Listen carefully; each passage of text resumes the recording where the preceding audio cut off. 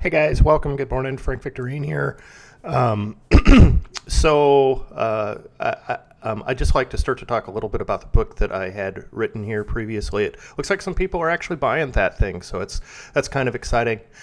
Just to kind of get moving on this thing. So Motorcycle Carburetor Tuning Handbook Theory and Operation with Practical Application. This is just kind of a dedication page to the thousands of technicians in all the years. You know, my dad was a technician. So I was kind of born into the thing. Special thanks to Jim Kirkland, director of Suzuki Motor Corp. I love that dude. I do, man. Great guy. Just some pictures of me. This is table of contents. So I'm not going to spend a lot of time talking about chapter number 1. It's really basic stuff for people that have never even seen a carburetor. You know, what is a low speed jet? What's a bypass port? Where's the main jet circuit at? You know, what is a vacuum controlled? And actually, see, there's a misprint in the book. Damn it. Vacuum controlled secondary. And I'm running through this a little bit fast just to be expedient with your folks' time. Thank you for bearing with me. Chapter number 2 is where I think I'm going to head.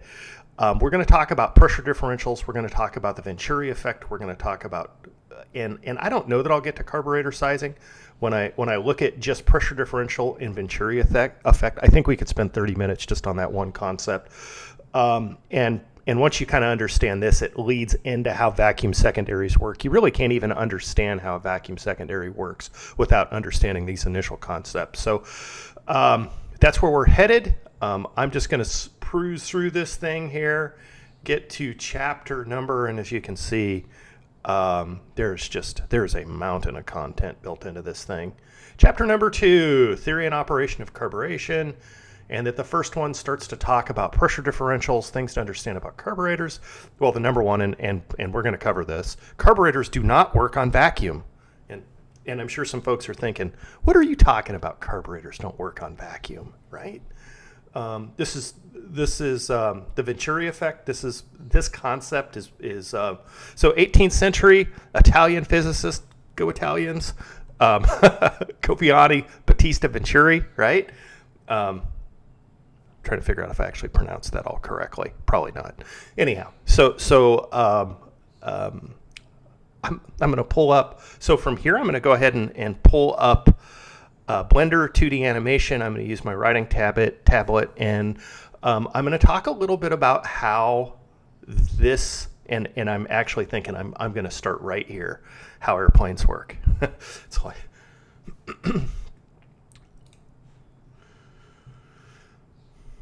Okay, so I've got my little writing tablet here, and I think I'm going to set the stage. And I'm going to talk about the differences between vacuum and pressure, right? Because earlier I said that engines don't run on vacuum. And it's like, well, if you ever went down to, I don't know, AutoZone and bought yourself some vacuum line, right? Or vacuum controlled secondaries, or... You know, so you see this terminology everywhere, but the reality is that it's wrong. Engines do not run on vacuum. They work on pressure differential. And so let me explain the difference between a vacuum and a pressure differential. And of course, everything's rooted in science. Hey guys, and feel free to give me some feedback on this. You know, this stuff isn't scripted. I'm really just, it's ad lib for the most part. I'm thinking about it, talking about it, and drawing it. There are times that I'll look back on some of this stuff and find, well, that wasn't 100% accurate. It was 90% accurate, but these are the 3 things that could have made it more accurate. So anyhow, with this said, if I were to take a glass bubble and somehow this glass bubble had a lower pressure than atmosphere, let's say it had 7 pounds per square inch of atmosphere, right? So 7 psi. And then on the outside, we had 14.7. And that glass is pretty tight. It's pretty hard to leak air molecules through glass, right? So this would be considered a vacuum. There is no way for the inside air to get to the outside air, right? And it's like, boy, if you start to think about carburetors, you know, you got a hole on each side. It's like, and you're moving air through an orifice, which is called a Venturi. And it's like, that's not sounding like a vacuum. Anyhow, so, right? Oh, that's a big eraser.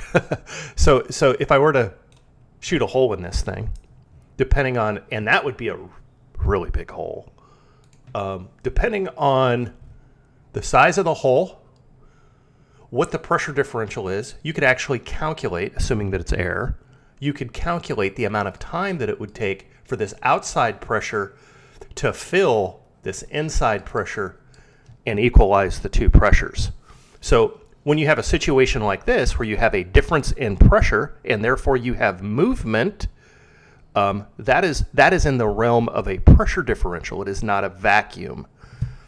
The reason that I started that with chapter number 2 on the book is that this is a fundamental, you have to understand the physics of this from a fundamental standpoint. When you start to get into vacuum secondaries and some more advanced complex of how carburation works, there's just no way to be able to understand this stuff without knowing that premise, right? So, okay. Hopefully,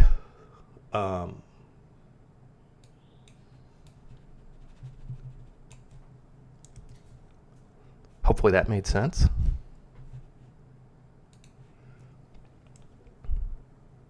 Okay, so the next part of this thing is, let's I think I'm going to start with that airplane analogy. So thinking about this, do you think an airplane works on a vacuum? So let me be more specific. You're in an airplane, you're about to take off, and somehow that airplane can generate enough lift to overcome the mass and coefficient drag of air to get it up off the ground.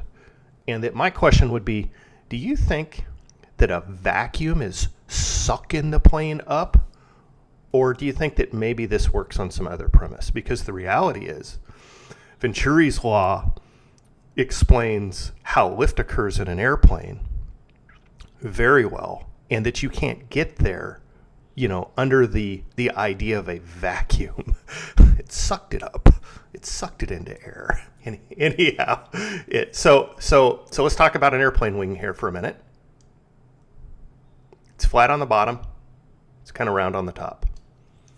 And that I'm also going to draw a Venturi here. And I'm going to probably do kind of both at once so you can kind of get an idea. And I'll just run, right? So this is the this is towards the intake. That would be towards the engine side. This would be the inlet side, right? That would be like the airbox side of the carburetor of the Venturi. And here's how the law works. That as the pressure increases, I should state it the other way. As the pressure decreases, the airspeed increases proportionally. So say, for example, if I had a certain amount of air moving through that hole, let's say that I had 10 CFM moving through this hole here, right? And that would give me a pressure of 10 pounds. And I'm just giving you some simple mathematics.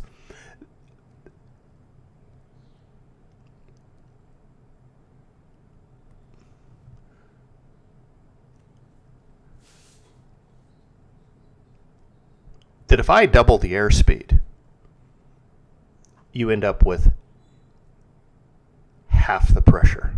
That basically pressure.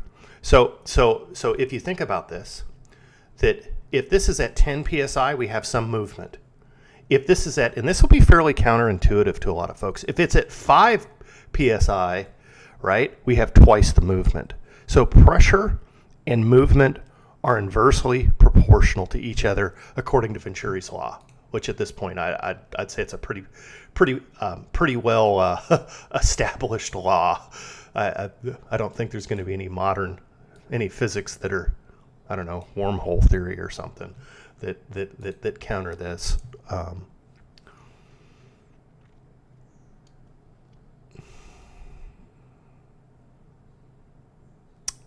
And that if there was no movement, right, if there was no airspeed, you're going to have 14